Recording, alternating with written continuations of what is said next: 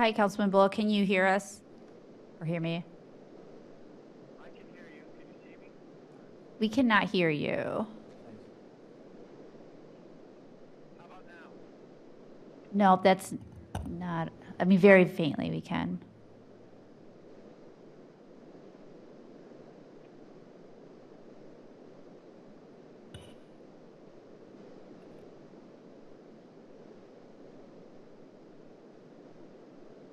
Can you hear me? We cannot hear you very well. Just a whisper. We'll play around with our settings here.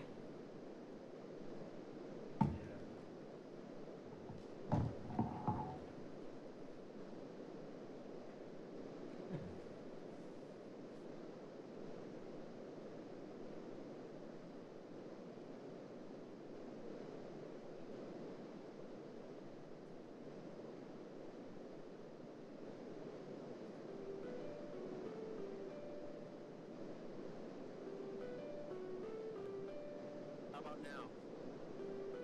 Is that better?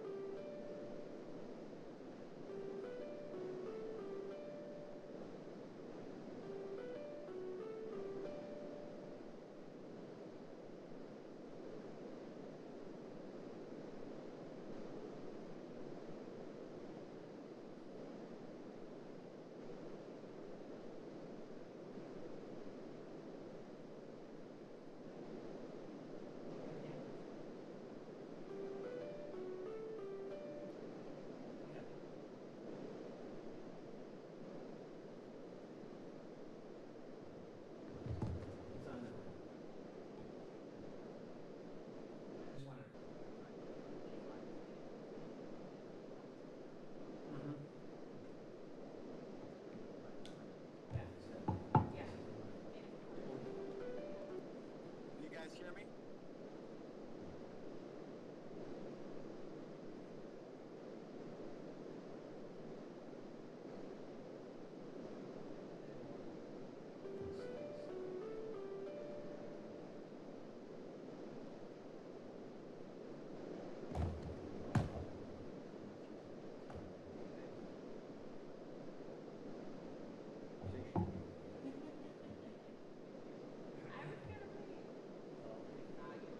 Probably very grateful that you brought it up to me.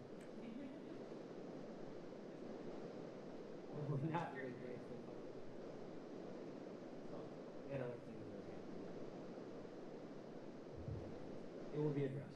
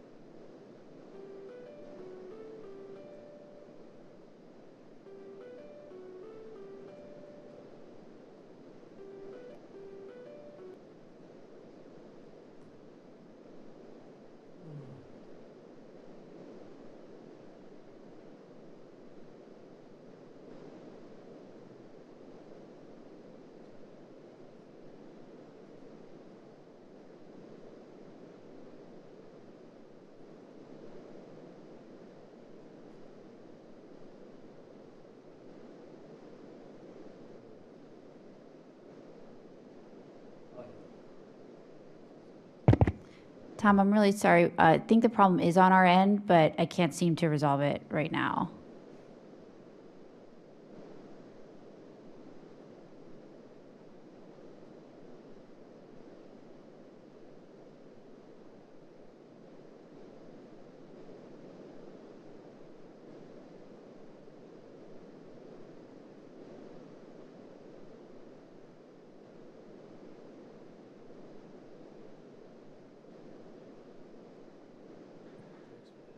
He can do text. Okay. Yes, talk to text. Good evening, everybody. We'll call the June 9th meeting of the Public Works and Sustainability Committee to order. We do have a full committee here. Councilman Bullock is joining via Zoom, in case anybody at home is wondering. So we're ready to get going. The first item on our agenda tonight is an approval of the minutes from the April 21st, 2025 Public Works and Sustainability Committee. I'll make a motion to approve. Here a second. Second. All those in favor? Aye. Tom voted yes. Go. Second item on the agenda, communication from Public Works Director Gordon regarding Cuyahoga County Solid Waste Management Plan update. I'll turn it over to you, Director Gordon. Thank you, Councilman Evans. Sorry, I'm having technical difficulties. It seems to be like the trend for this evening. But give me 1 second here. Hopefully it works with me. So yes, to kind of follow up, I'm certainly not going to read through my entire communications letter from the council meeting on May 19th, but we are joined today by the executive director from the Cuyahoga County Solid Waste District, Beth Riggins-Raymer. Did I say that correctly? All right, good enough. So she has been grateful, and I thank her very much for joining us today. She's just going to go through a short presentation on the solid waste district management plan, the ratification plan, which mirrors my letter to council on May 19th. After she is done with her presentation, I know there was a one-page summary that was sent out to everybody, so she is here to take any questions as well as myself. So with that being said, I will turn it over to Beth. Great, welcome. Thank you for being here. If you could just press the button until the light turns green. There's a little bite on the mic. There you go. There we go. That works. And I have a few handouts for you all.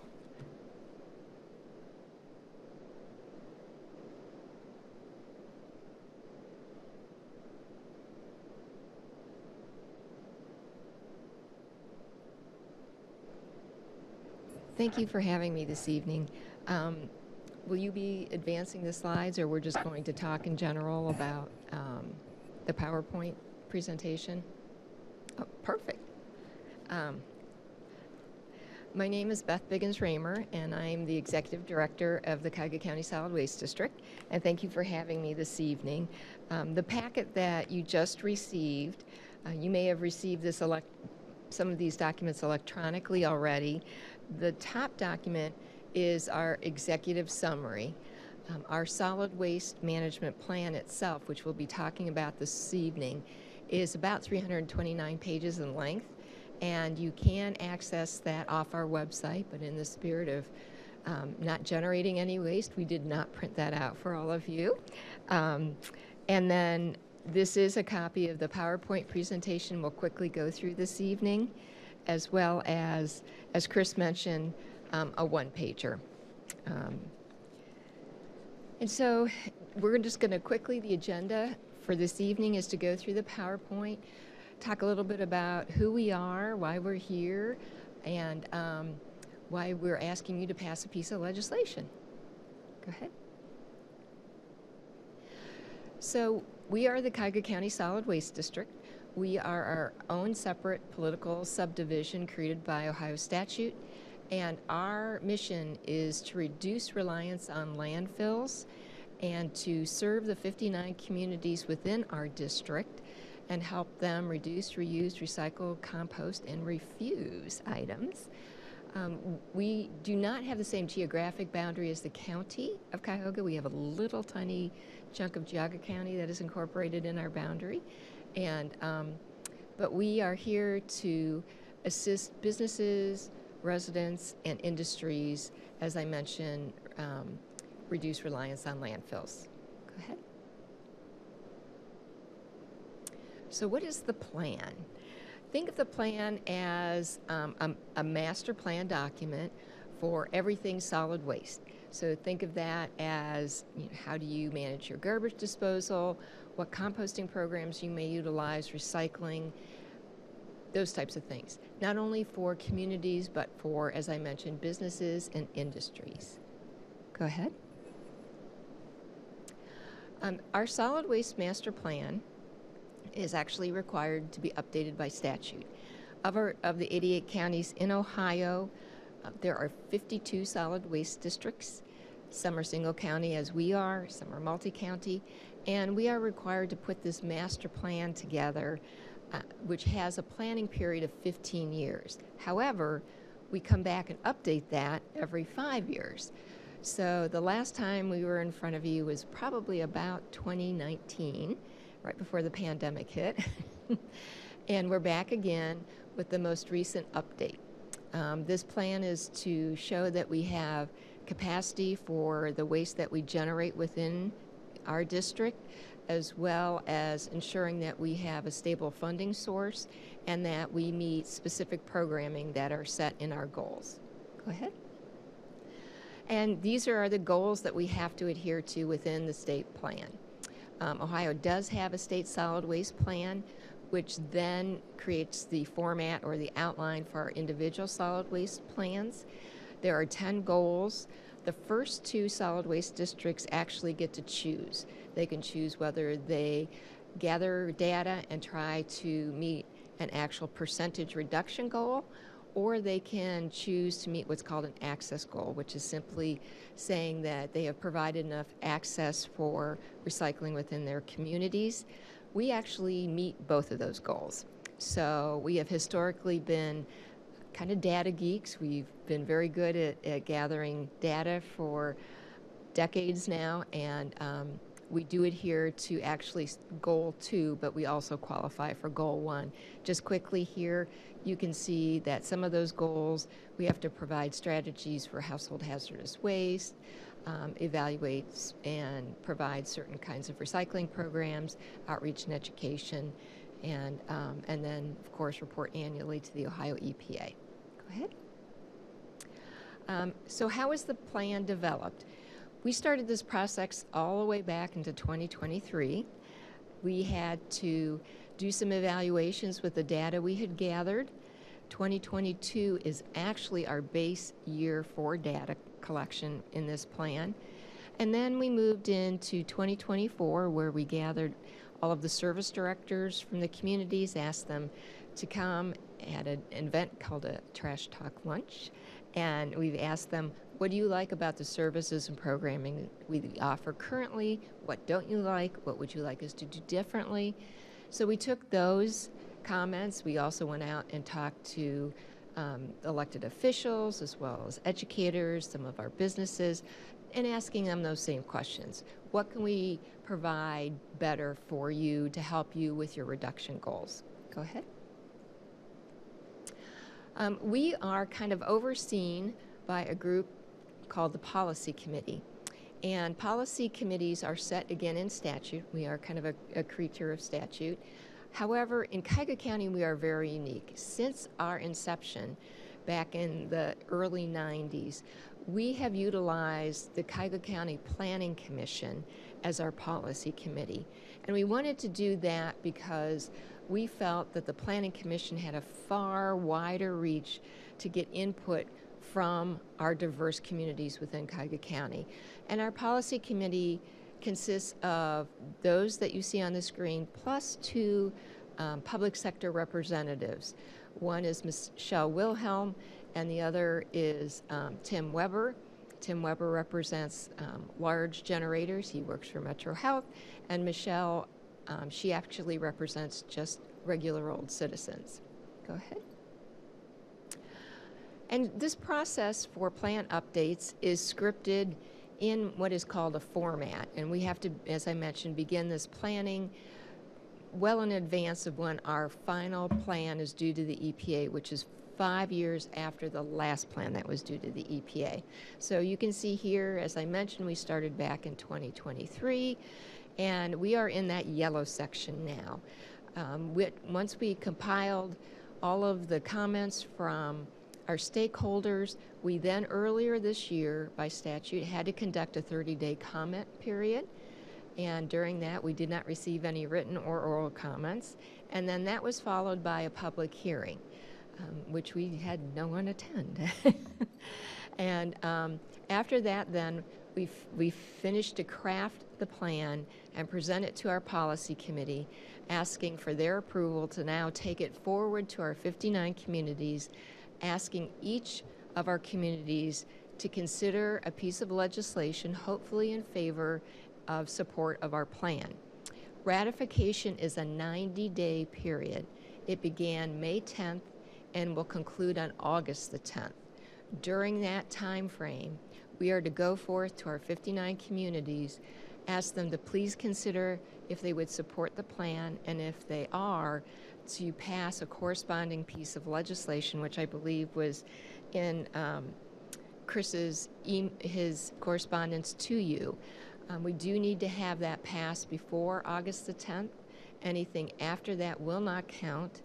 No actions, meaning if there's a city council or township trustees that do not take action, that counts as a no. And in order to have the plan ratified, we must gather yes votes from 60% of the population of the district, inclusive of our largest political subdivision, which is the city of Cleveland, plus county council. County council is underway with their readings. City of Cleveland is underway with theirs, and we are making the rounds to visit all of our other communities in the interim. Once that is done, we go back to the policy committee and ask them to verify, to make sure our math is correct, to certify our ratification. We take all of those pieces of legislation along with kind of a tally sheet, pack it up with our plan, send it back to the Ohio EPA for review, and hopefully we'll have, shortly after the beginning of next year, our findings and orders from the director of the EPA to go forth with our new master plan. Go ahead. So what is new and different about this plan? Probably the biggest changes will be that we're looking to expand our grant programs. That's something that we heard loud and clear from several of our stakeholder groups. Basically $1 today doesn't go as far as $1 5 years ago. We do currently offer three types of grant programs. We have our Community Recycling Awareness Grant. We have a container grant that is primarily for nonprofits. And then we have a special project grant which provides up to $25,000 to 2 different awardees for larger kind of operational or infrastructure programs for reduction activities. So we are going to be actually taking those grants and tweaking them a bit, increasing the dollar amounts for those grants, taking our container grant and actually kind of dividing that into creating a nonprofit grant and then a grant specifically for schools and institutions. And then we're going to be adjusting allowable uses, expanding those so we can get more things funded for you. We are also going to be investigating consortiums for organics. We have consortiums currently for processing of recyclables as well as disposal. And so we're going to be investigating with our service directors what might we be able to do in the way of yard waste as well as food waste. You know, how can we gather our tonnage together and see if we can't make a difference? Lastly, we are going to do a textile analysis. In gathering our data for this plan, we've seen a growing segment of our waste stream associated with textiles. And we want to make sure that we understand from whence they're being generated, as well as how are they really being dealt with. And can we improve the recyclability or diversion of those materials? And then probably the most important things that most everyone wants to hear is the bottom item, which there will be no new fee increases in this plan. So our $2 per ton generation fee will stay in place. And then, of course, our kind of perennial programs that you all here in the city participate in, such as the litter collection litter collection program, as well as our scrap tire program, our household hazardous waste programs. We will continue with those. Go ahead. You can just go ahead. I'm going to kind of briefly go through this. as part of the format for putting together this master plan, we have to go through a variety of analyses. And the first one is looking at the generation or the waste that we produce. And so you can see by this slide that we're only at about 38% with recycling and composting joined together. And, you know, this is overall for everybody, residential and commercially. So we're hoping to, during this next planning period, increase the reduction in recycling activities and decrease those amounts that we landfill. Go ahead. Just real quick, oh, that's tough to read. Just real quick, as part of the analyses and the data gathering we had to do for the master plan, this just shares that, you know, we are basically like New York City. We export over 1.5 million tons to be disposed of annually. And because we do not have active landfills within our district, we are sending that material, whether directly hauled or through transfer operations, to a variety of different landfills throughout the state. So it's very important to us that we want to make sure that other communities that are accepting our waste, we try to lessen that burden. Go ahead. Similarly, we're unique in that we utilize not just one material recycling facility for our recyclables. We actually are it's called a MRF, material recycling facility, MRF shed. So all of the materials from the residential residential recycling streams that are collected in the county go to one of these 4 locations, and you can see that some go as far as Columbus. So we're very lucky in that we have good competition, which helps drive pricing down for those services. Now, the industrial and commercial sectors, they use dozens and dozens of single material recyclers and processors, you know, such as scrap metal, aluminum processors, plastic processors. This just quickly gives you an idea of, we talked about the waste stream analysis. This is kind of our pie. As you can see, organics is a pretty good section of that pie, which is why we're interested in seeing what we can do through consortiums to try and get that material to either reuse or composting. Go ahead. And we're going to quickly go through these. As part of these analyses, you know, we found that we want to continue to support your curbside programs. We do offer free consulting services for contracting, and we are here basically to help as free consultants in whatever kind of solid waste programming you may develop. Go ahead. Business and industry, we actually have on staff a business and industry recycling specialist. Her name is Doreen, and she specializes in going out to both the businesses and industries, helping them evaluate what is in their waste stream, what can be reduced, what can be recycled, and then helping them adjust their contracts for waste management. A lot of times those things are kind of set and forgotten, and it really can have a pretty significant impact on a business's bottom line. Go ahead. Specialty waste. Those 10 goals that we talked about in the beginning, many of these are in those 10 goals. We do need to provide programming for scrap tires as well as the management of household hazardous waste. We do want to, as I mentioned a couple of times, expand our working with organics, and then we're also expanding our environmental crimes task force, which deals with illegal dumping. We are expanding our contracting with Court Community Services.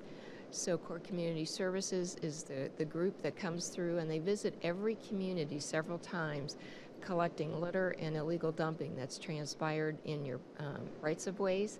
And we're working with them to add another crew so we can get them into your communities more frequently to help you maintain that. Go ahead. Economic incentives. Again, we're here to help you try to get the best price for your services, as well as you know, any grants that we can provide to you. Go ahead. Education and outreach. We do have another individual on staff, Karen Miller, She is our education and outreach specialist and will come to talk to schools or civic organizations, religious organizations, Rotaries, anyone that would listen. But she can come and teach and hold workshops pertaining to really anything solid waste related. I would also encourage you to take a look, if you haven't, at our website. We did a couple of years ago overhaul our website, and in the upper left-hand corner, we created a function called What Do I Do With? And you can go to that, and there's a drop-down menu for every community, and we keep that up to date with the latest items that can be accepted in each of the 59 communities' recycling programs. So you can find out specifically on a residential level what you can take in any one of the communities, or you can put in a specific item. For example, if you wanted to recycle eyeglasses, you can type in eyeglasses, hit the What Do I Do With function, and we will provide you a list of places that will accept eyeglasses for donation. There's also a geocoding function, just like on your phone, where it says if you allow it, it can tell you based on your location, specifically for things like trying to take something to Goodwill, what your closest option is based on where you're pinned. So if you haven't had an opportunity, I'd encourage you to take a look. We do a lot on social media, and we will continue to do that. Our numbers continue to grow. And then, we're always very anxious to come and do tabling events within your community. Go ahead. You can click past that one. So, talk a little bit about the dollars and cents. As a solid waste district, we can only have one of two funding mechanisms, and one of which we don't qualify for, as you can see, because we don't have an active landfill within our district.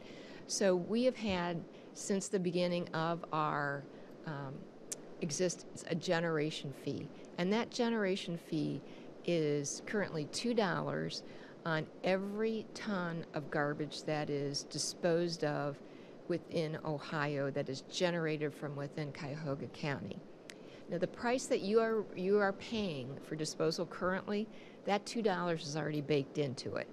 So you won't be seeing any changes because we're keeping that $2 per ton fee constant through the 15-year planning period.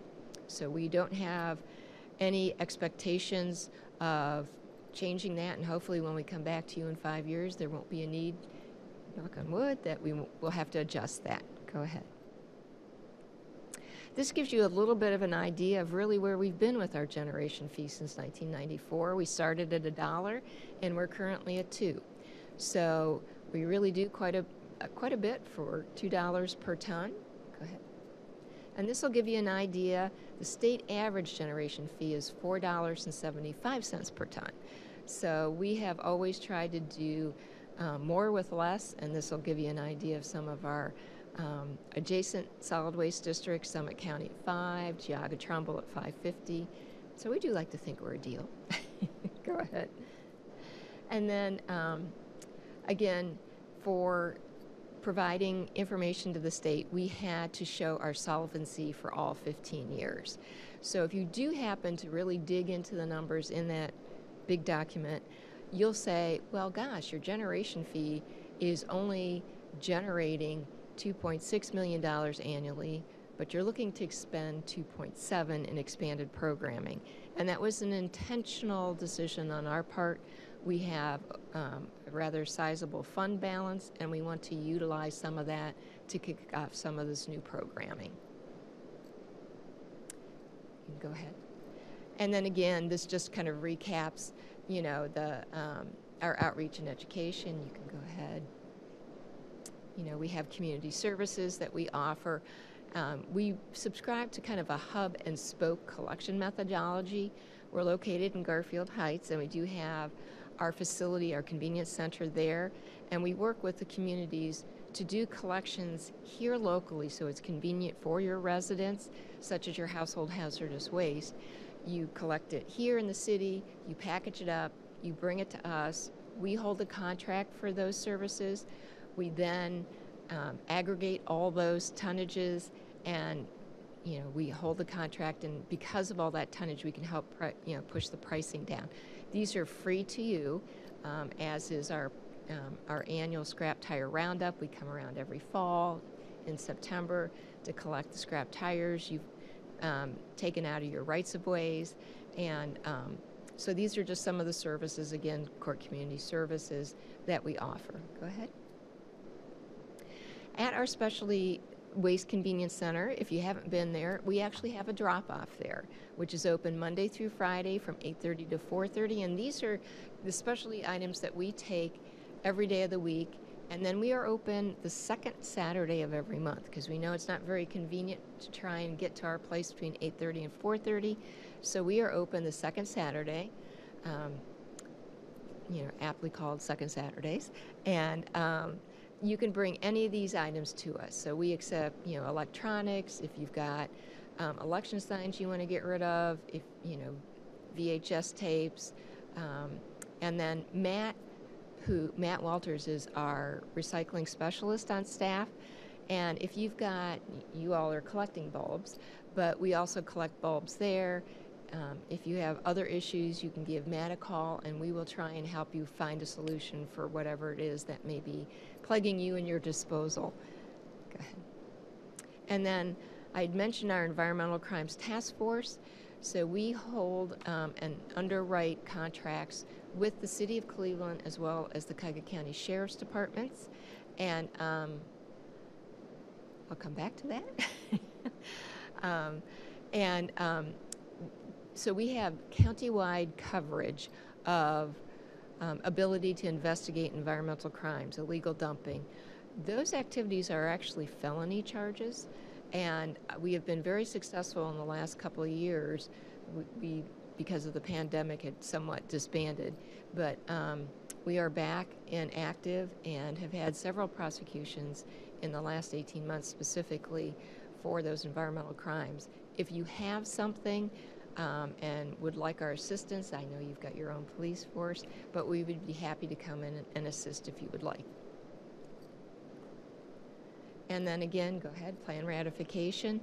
Not just to reiterate, we're in the ratification process, which will end August the 10th.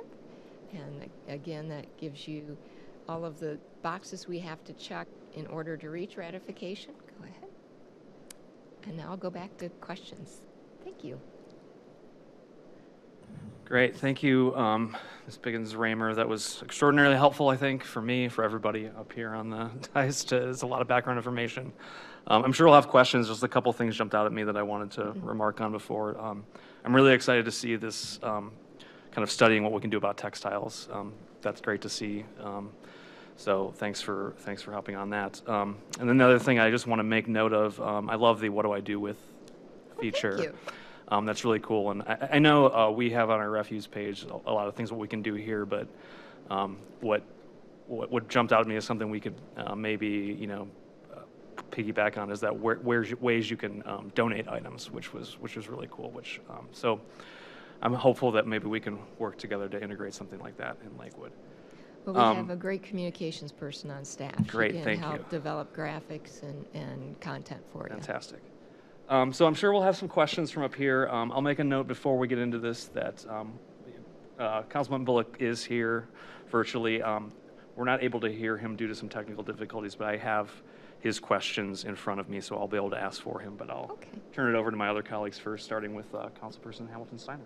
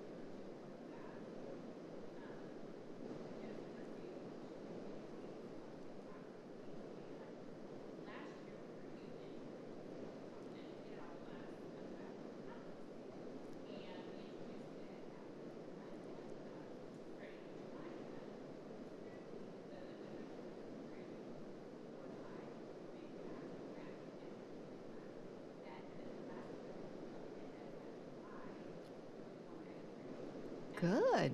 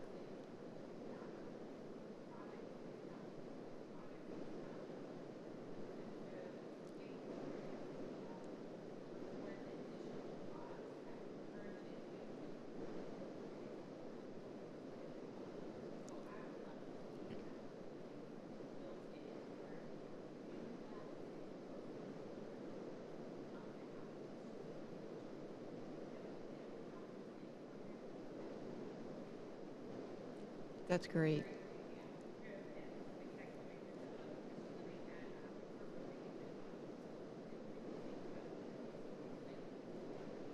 Yes.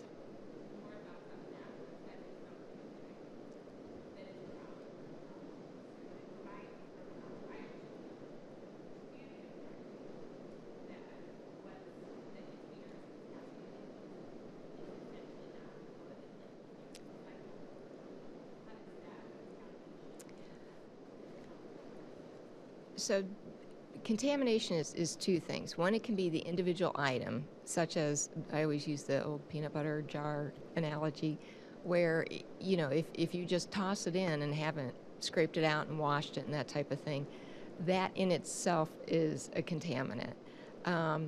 Then you get into wish cycling items, where folks go, oh, well, this, you know, there's, you know, plastic chairs. It's plastic, therefore it must be recyclable. I'm going to put, you know, I know you're self-collectors, it's a little different. You wouldn't just be amazed at the things people will put in their recycling carts or their recycling bins, thinking they're doing the right thing. And to your point, education never stops. I mean, whether it's composting or recycling right, it's constant. And you've got to kind of switch it up too, because, you know, people kind of go deaf to whatever the speech may be, so you always need a fresh approach. But so contamination can be those two things. It can be the individual item, or it can be something that simply cannot be recycled. And the reason it may not be recycled, we tell people there are three things that you need for something to be recyclable. You need to be able to collect it, you need to be able to process it. So those four material recovery facilities, I tell people, think of them like the conveyor lines that you saw in putting together an automobile. And so there are size constraints, weight constraints, and then the last thing is there has to be a viable end market. Just because it may be a plastic resin doesn't mean that there's a viable end market. And if any one of those three items is lacking, it can't be recycled, and then that wish cycled item becomes a contaminant. So, but we would love to help you put together education outreach programs on, you know, whether it's food, you know, food waste or recycling. And a lot of this, and this kind of ties a little bit into what Councilman Bullock is asked, is, you know, is changing that behavior to begin with, so you're not generating those things. You know, think about what you're doing before you go to the grocery store. You know, can you reduce what you're buying, how you're buying it, those types of things. And I'll get off my soapbox. Thanks. Council President Keppel, since you're in person, I'll let you go next, and then I'll run through Councilman Bullock's questions. Thank you. Thank you for being here and walking us through this, and Glenn, it's good to see you too. So I wanted to ask about the business industry recycling programs. We have, here in Lakewood, we have a lot of, so we have, of course, we have a lot of apartment complexes that are larger than what is served by our program. And then we also, of course, have a lot of bars and restaurants that produce a lot of waste. And we've heard from residents periodically about all the lost opportunity for recycling from some of those businesses as well. And so I'm wondering if you, with that program, you mentioned you have a staff member who does who does the outreach, if there were ways to connect with some of our merchant groups and other small business groups to help them connect with those. If you have those contacts and could email them to me, I will get those to Doreen, and she will reach out. She does a lot of that. You know, she will talk if there's, you know, geographically a group of restaurants or retailers, you know, like in a plaza, and they want to get together and, you know, think about how can they recycle items, or if it's, you know, primarily eateries, what could they do to divert the food waste? And she can, you know, come in and help them evaluate. She'll do a waste audit for them to determine, you know, what are you generating and what is the composition of what you're generating. And then she can help based on that say, you know, let's think about implementing recycling or food, and then, you know, reaching out, because like you said, those entities aren't serviced by your municipal staff, you know, helping them draft, you know, basically bids to solicit services that will best fit their needs. You're welcome. Thank you. And then I just wanted to ask, you know, we have this question every election cycle about the election signs, and I know we've collected them and then I think take them down there. Is that what happens? They're nodding yes. Okay, for those playing at home. And so is that both the paper and the plastic ones? Yes. Okay, thank you. Yes, and we have, we use some of the court community services folks. What they'll do is they'll separate, you know, all of the component parts. So paper, you know, kind of that sheet plastic, the coroplast, and then the sign stakes. And we have recyclers and markets for all that material. So Great, thank you. bring it on down. Great, thank you. So I'll dive into, I think a lot of my personal questions have been duplicated and answered already, so that's good. So yeah, a couple of things that we have for the county, I think that Councilman Bullock would ask. One, I think we're down the road of answering, which is what initiatives, techniques, tools, and other efforts are available to us to increase participation. It sounds like you're more than willing to help us with educational outreach, connecting people to resources, and all those types of things, so that's fantastic. Our community recycling grant in particular can help you develop outreach and educational pieces. We do have kind of templates for toolkits. We've got icons. Christy is very masterful at, you know, helping, you know, if you want, I guess they're called tiles. Forgive I'm not up on all the lingo there, you know, like tiles for Facebook or your social media platforms, but she absolutely can help you. And that grant can be used to, you know, create a newsletter that you, if you want to send it out, or if you want to have it available, you know, just print it in places throughout the city. So do take a look at that. Director Gordon, you have a Yeah, thank you. follow-up as well? So similar to what Beth was just saying, we've used the Community Recycling Awareness Grant for the past few years. This year we used it for recycling recycling banner magnets for our city recycling collection trucks that go on the side of them.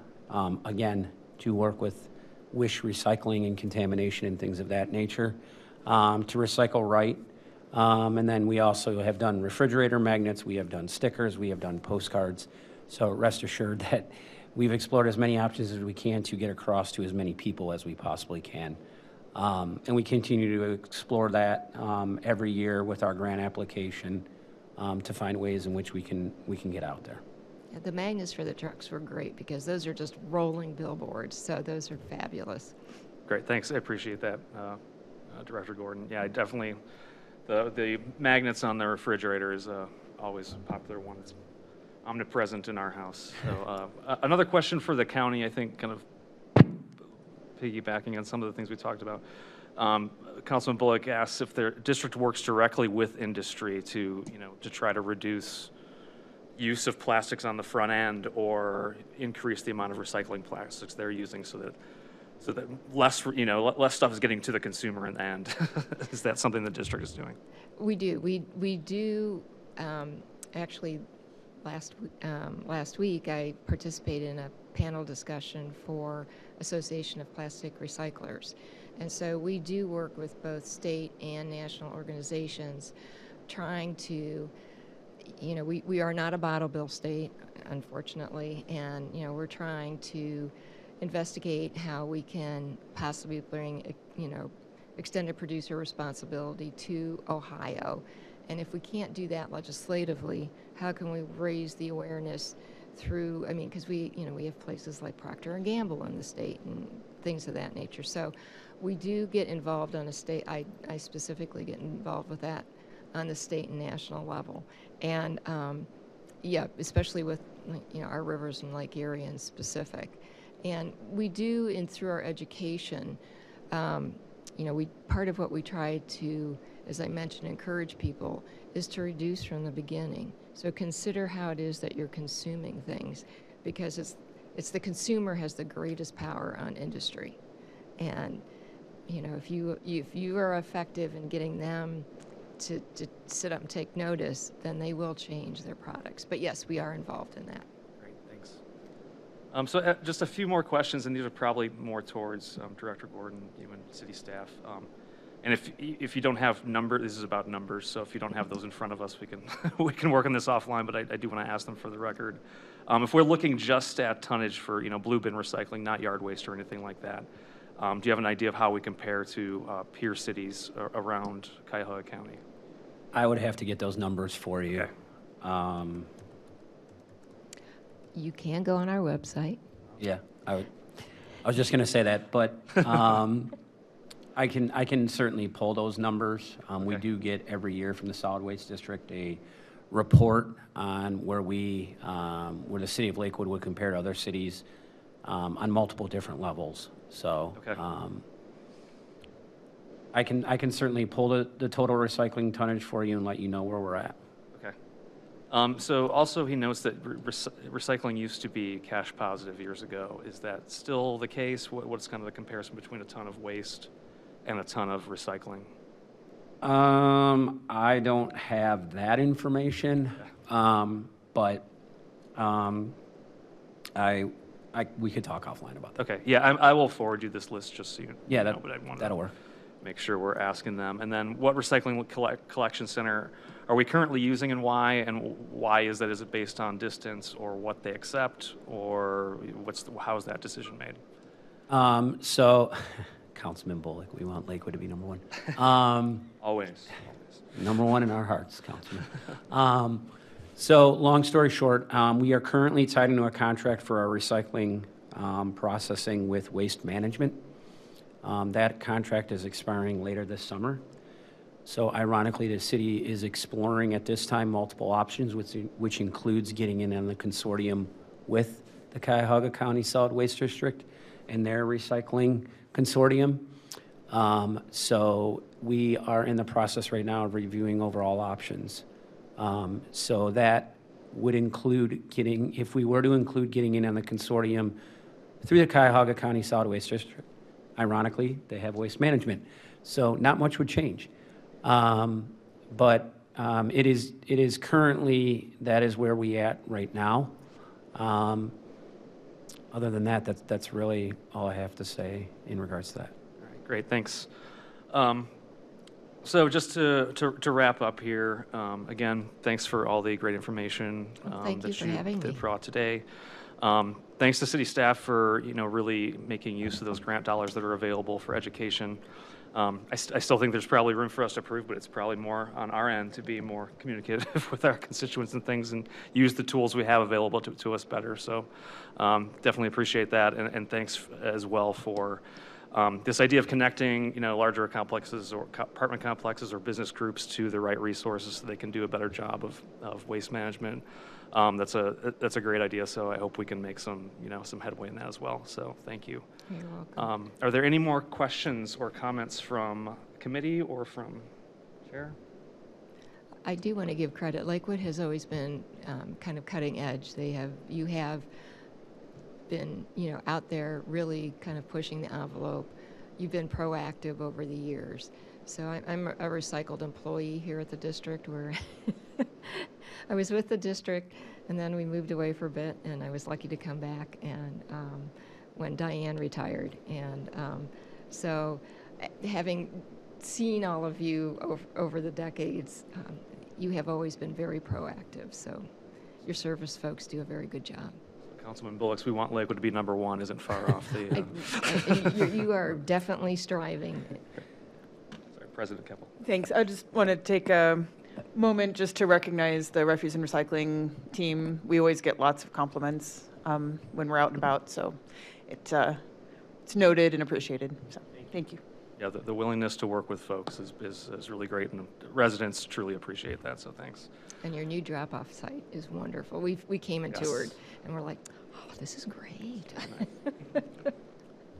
So if there's no objection, I'd be open to a motion to refer this back to, sorry, Director Gordon? No, I just want to let council, make council aware that there are multiple programs that the city of Lakewood is involved in with the Cuyahoga County Solid Waste District. So obviously, you have household hazardous waste. We also got in this year on the pilot program for the batteries, as well as the light bulbs, as well as the tire roundup. So the list is endless on the amount of programs that we are involved in with the solid waste district. So we cherish those programs. We look, as everybody here was saying, we look to be proactive as much as possible, and we're going to continue to be that way.